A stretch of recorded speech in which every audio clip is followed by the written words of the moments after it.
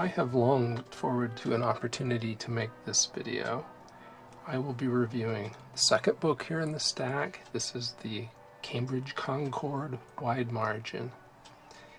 The Concord is a King James version, and in the stack with it, for size comparison purposes, I have the R.L. Allen 5 wide margin. This is a Thomas Nelson McLaren edition King James version, and this is Schuyler Canterbury at the top. So this will give you a sense for the size of this Cambridge Concord wide margin. It's clearly the widest of them all, and about as thick as the 5 wide margin at the bottom. Here I placed it at the bottom. This is the Concord wide margin in black calf split leather. This is the standard Concord in goat skin.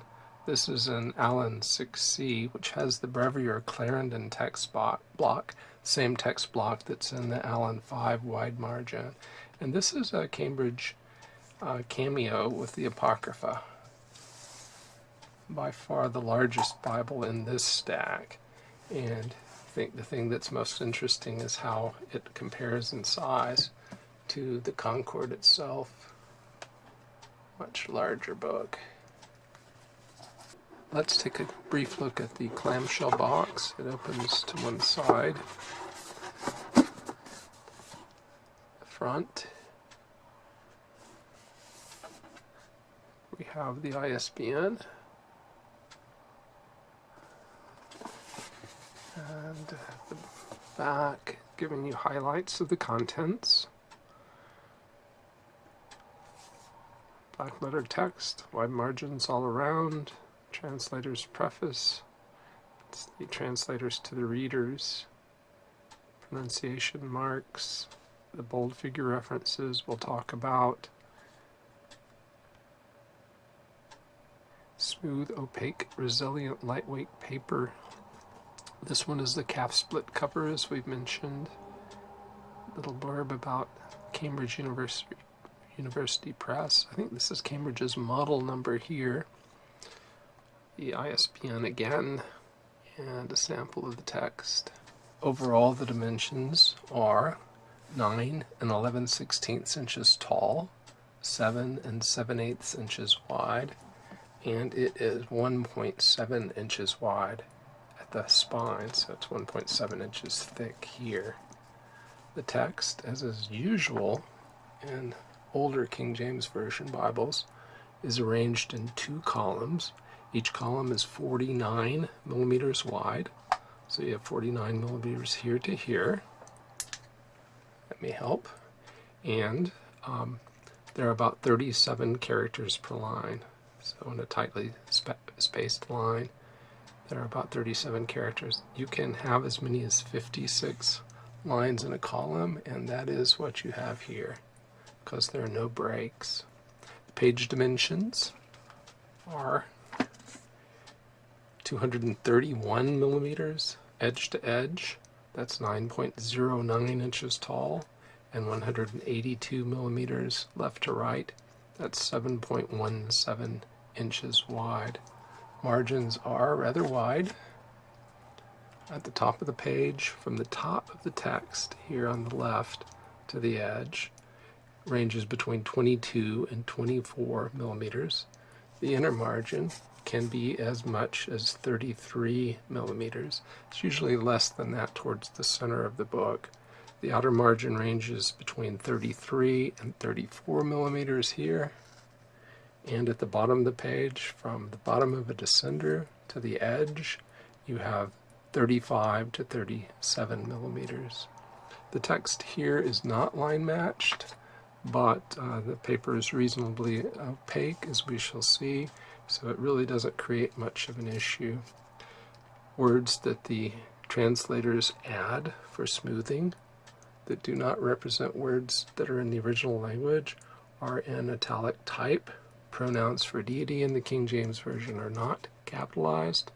In this particular edition, as you can tell if we go back to one of the Gospels, the words of Christ are in black ink, which is the way that I prefer it. Some words are self-pronouncing, as you see here. Capernaum is as is Sidon.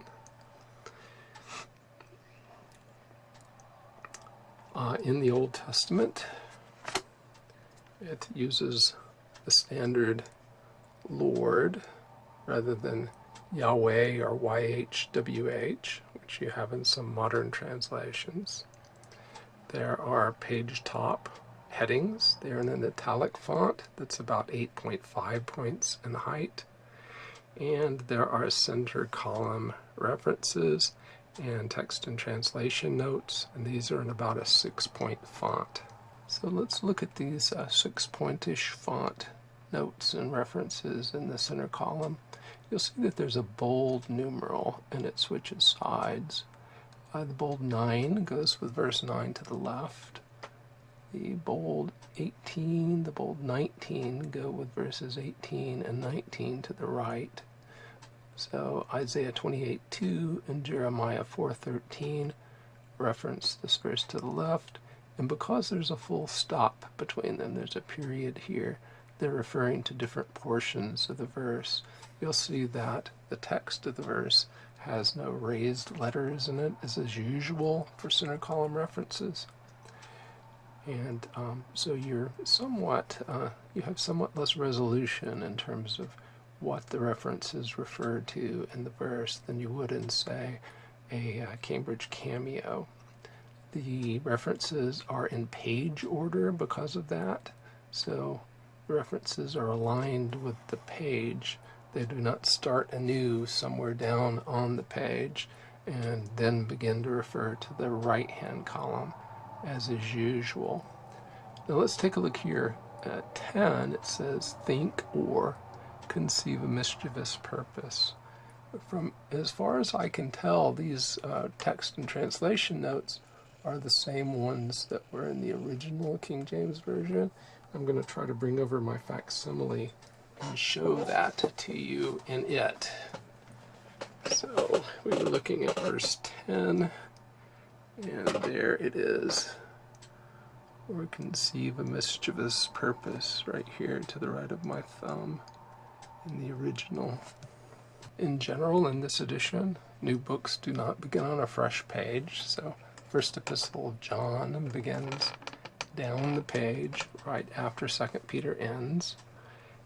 And we will zoom in a bit and take a look here. So you can see that the book titles are in the outside top. That's a good place for locating where you are in the Bible rapidly as you flip through pages. The page contents are here as well. So this page begins with or ends with in Peter chapter 3. The page numbers are at the bottom center of the page. So we will pan down and I'll show you that. Center bottom. The page numbers change in this edition. The Old Testament and the New Testament are numbered separately, as are the various sections of material in the back. Verse numbers are at the beginning of a verse, as you see, and this is typical. And chapters are separated with the words chapter followed by the number. So chapter 1 here and chapter 2 here. It's more common in modern editions to have a hanging 1 there at the very beginning of the verse. 2 down here where that large M is. I consider the print to be black, sharp, and somewhat bold. There is, however, some mild and fairly common print non-uniformity. So here we have page 105 in the Old Testament, and I'm going to draw over, as well as I can, page 101. And perhaps we have a wide margin that's causing us a challenge here, but perhaps you'll be able to tell that page 101 is quite a bit lighter than 105. As a second example, here's the fairly darkly printed page 543, and I bring over 475. 475 is a few shades lighter Although there is some print non-uniformity in the wide margin, I think it's much less severe than this that you see in the standard edition. In my copy, we're in 2 Kings, and page 417 on the left is far lighter than 423 on the right. It has interested me for some time that both the wide margin and the standard edition are advertised as 8/9 point times semi-bold 421, and yet people who have owned a copy of both have told me in the past that this font is smaller than that in the standard edition. So I'm very happy that I have a copy of the wide margin now, and I can tell you how much smaller, which I'll do in just a moment. This font here is about 8.5 points. That is, if you compare Times New Roman to a capital letter, it's very close to 8.5, just a bit higher than that, a little bit larger. If you look at that same M in the standard Concord, it's a little larger than 9 points. I look at the line height here by going from baseline to baseline over a column where there are no breaks, and I measure the line height in this edition to be 3.07 millimeters. So 3.07 millimeters from that baseline to that baseline, which is 8.71 points. When I do the same measurement in the standard Concord, I get 3.27 millimeters. That is 9.27 points. So this is about a half a point smaller than the font in the standard Concord. In a few minutes we will do some font comparisons, and I will show the two side by side. The paper has a sheet thickness of about 47.9 micrometers. I estimate the paper weight to be 39.7 GSM. The advertised paper weight is 38 GSM, so that's not far off. There's a very light sheen on the surface, and you may not be able to see any sheen at all. Certainly the ink reflects, but there is a light sheen on the paper as well that's visible particularly in sunlight. It is very nearly white. It's light beige, and show-through is existent, but it's not distracting. You can read words through the paper. For instance, let's see if we can find a place where you can do that here. So here you're looking through the bottom of the last page in the text of the Bible, and you're able to read entries in the Concordance, or the dictionary, I believe, which is on the next page. The Glossary of Biblical Usage. You can read them, but not very well. Paper is quite opaque. After the conclusion of the biblical text, as we've just seen, last page in the book of Revelation is blank on the opposite side, and you come to a short glossary of biblical usage that's 7 pages long, and it's in an 8-point font. If you compare that to the standard edition Concord, you have the same glossary, short glossary of biblical usage. The font here is about a half point larger. At least it appears to be that to my eyes. So after the glossary, you come to the Concordance of the Old and New Testaments. It's in 2 columns in about an 8.5 point font, and it spans 137 pages. You have the same concordance section in the standard Concord. Appears to be the same, although again the font appears to be a bit larger here than in here. After the concordance, you come to an index to notes section. This is essentially a section that has 26 blank pages in which you can index your notes. Your notes will probably appear either in the text of the Bible itself or in the lined note paper that we're about to see in a moment. This is where the standard edition and the wide margin differ. If you come to the end of the concordance in the standard edition, you have a couple of blank pages, and then a concise Bible dictionary. The Bible dictionary is not in the wide margin. The index to notes and all that lined paper is not here in the standard edition. Instead, you have a Bible dictionary. So after the index to notes section, you have one blank page, and then you have 64 lined notes pages. The distance from line to line is 6 millimeters. That's a little under 1/4 of an inch.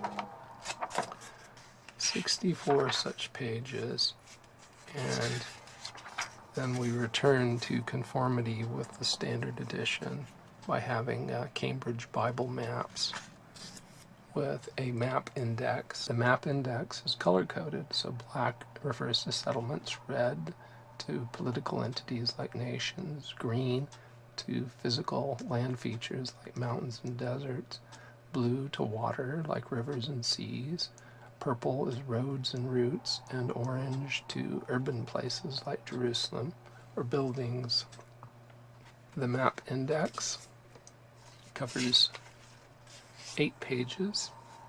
It's in 2 columns, and the font size is about 8.5 points.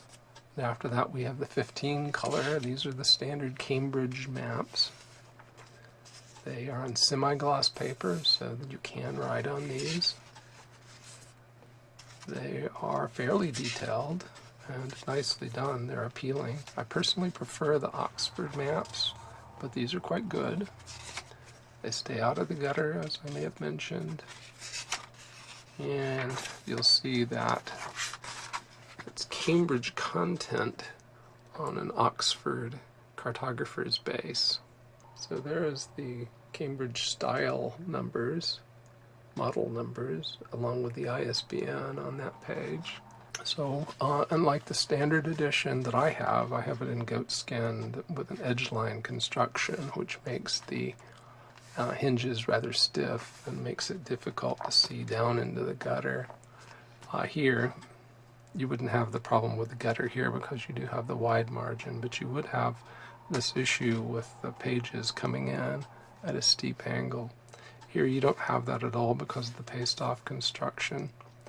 And you have the coated liner that we've seen.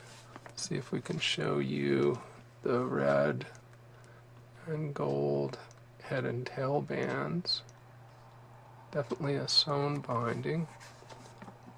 There are 2 ribbon markers. I think they're sufficiently long. They're double-sided satin, so smooth on shiny on both sides. They are 6 millimeters wide. I don't think that's wide enough. And 33 to 34 centimeters long, about 13 inches long. I think they are long enough, but just barely. I would like them maybe an inch longer. The book lies open and nearly flat in Genesis. So if we move there, you'll see that.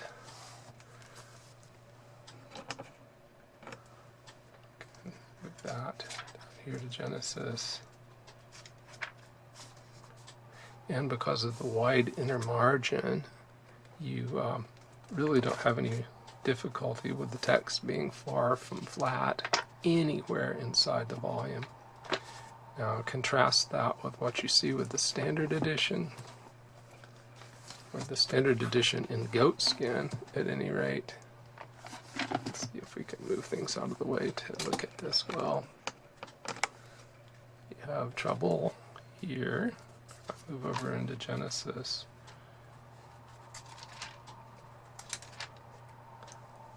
It doesn't want to lie flat. It will lie open, although it seems to be drawing to a close. And then if we look in the center, you'll see quite a lot of drop off because of that stiff hinge. And of course you don't have the inner margin to assist you in the standard edition. Of course the standard edition, that is a paste-off construction, like my wide margin, that may not be true. I want to give you a look at the calf split cover. You can see that there's an impressed line around the edge. There isn't stitching as there is in the goat skin standard edition, when you have a line of stitching through here. And here, this is a little offset. The wording here is a little bit farther to the right than it is to the left, so there's less space here than there is here.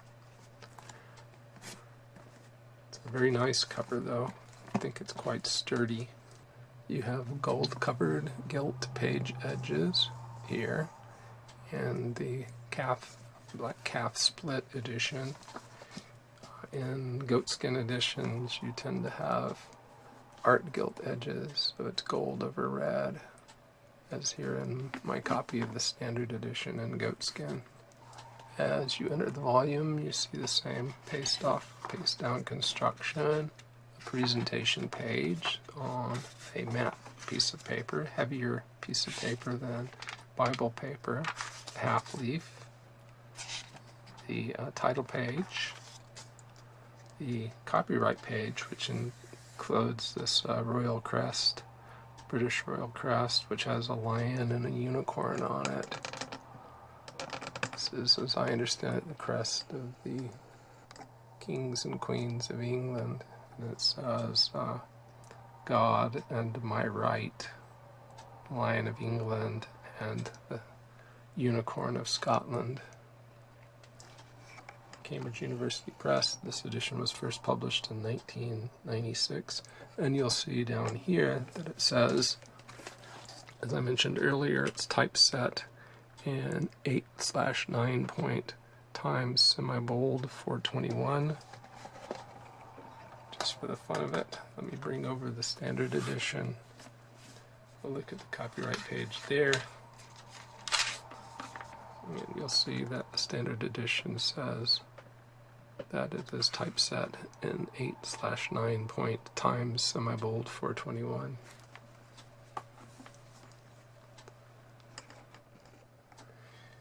Right, then we have sort of the contents of the Bible, notes on pronunciation and reference systems, the Epistle dedicatory, translators to the readers, names and order of all the books, or a table of contents for the Bible itself, and then the Bible. Afterwards, we've already seen the Glossary and the Concordance, along with the maps section. So here's the guide to pronunciation, Cambridge bold figure references.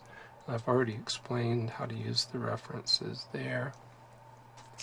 But it's useful to read to make sure you understand how to use them. The dedicatory epistle to King James. This Bible was sponsored by the King and accomplished by members of the Church of England. So this is definitely a Church of England translation. Translators to the readers is included in its entirety. It says, by the way, that it's based on Scribner's 1873 Cambridge Paragraph Bible, the text he used. That ends on Romanette 26, page Romanette 26. The books are the standard 66 books of modern Protestant Bibles. The original King James Version, of course, had apocryphal books, deuterocanonical books in a separate section, and in fact had more material than the standard English language Catholic translations do. So here's a fairly close-up look at the text. Nice and bold and very clean text because you do not have the raised letters for references. You do have another example here of the self-pronouncing character of the text in places. So we'll look next at the font in the standard Concord. And so here you have the Concord wide margin on the right and the standard Concord on the left. That's the difference half a point makes. I hope to do a supplementary video in which I compare the Cambridge wide margin on the right to the Allen 5 wide margin on the left. But here you can see the two fonts side by side. On the left now you see the Cambridge Cameo. On the left you see the font in the Allen 6C. This is the Oxford Brevier Clarendon font, which is also in the Allen 5 wide margin. On the left, this is the much larger font in the Schuyler Canterbury.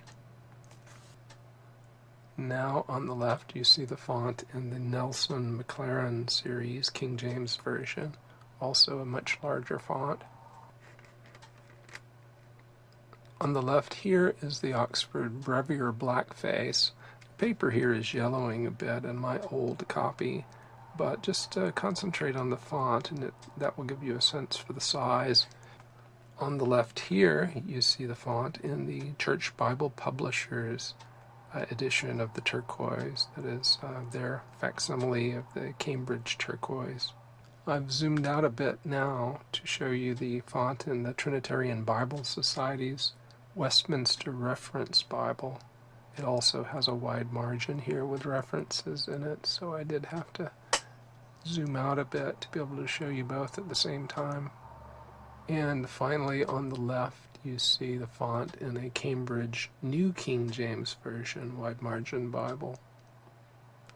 I think the line spacing is a bit tighter on the left and the column seems wider, perhaps because it's not broken as often as the one on the right. The font is definitely darker on the right than on the left. The King James Version is so well known that I probably needn't show my charts, but I'll do so quickly anyway, starting with the translation continuum chart, which shows that the King James Version is one of the more literal translations out there. I explain what I mean by literalness in the lower portion of this chart on the left. It is not the same as accuracy. It simply has to do with whether words in the original language are represented by words in the target language, in our case, English. The King James Version also appears to the left-hand side of this chart, where I've scored various translations on the basis of whether they agree with the Masoretic Hebrew in the Old Testament or whether they diverge from it and follow a different source like the Dead Sea Scrolls or an ancient translation like the Septuagint. The King James Version rarely departs from the Masoretic text. In November 2019, I produced a video and posted it entitled A Four-Dimensional Perspective on Bible Translations, in which I scored in 153 verses various translations in terms of their agreement with four different Greek New Testaments. This scatter plot shows the Nestle-Aland agreement on the Y or vertical axis, the Robinson-Pierpont agreement on the X or horizontal axis, and as you can see, the King James Version scores very high in the Robinson-Pierpont agreement. It is Robinson-Pierpont is sort of a substitute here, a proxy for the majority text, the Byzantine text, the text where that you find by and large in an average sense in most of the manuscripts that were preserved in the Eastern Roman Empire. This scatter plot is very similar to the Robinson-Pierpont Nestle-Aland chart you just saw, but it's sort of like a mirror image of it. Here the King James Version shows little agreement with Westcott and Hort, so it's over to the left-hand side of the chart. This chart again shows Robinson-Pierpont on the horizontal axis and Westcott and Hort on the vertical, and as you see, the King James Version agrees with the Byzantine text type quite well, and it's far separated from most of the modern translations, which have a much higher agreement level with Westcott and Hort. And finally, a chart that shows the Tyndale House Greek New Testament on the horizontal axis, and the King James Version is farther to the right here than most of the translations. So it shows a higher agreement with Tyndale House than most translations shown on. Well, that's where I think I'll leave the video since my voice is giving out. This is a video that I wanted to make for quite some time because I wanted to see how the standard edition of the Concord differed from the wide margin. Now, I couldn't do an apple-to-apple comparison because I have the black calf split rather than the goat skin, so I couldn't do a goat skin to goat skin comparison.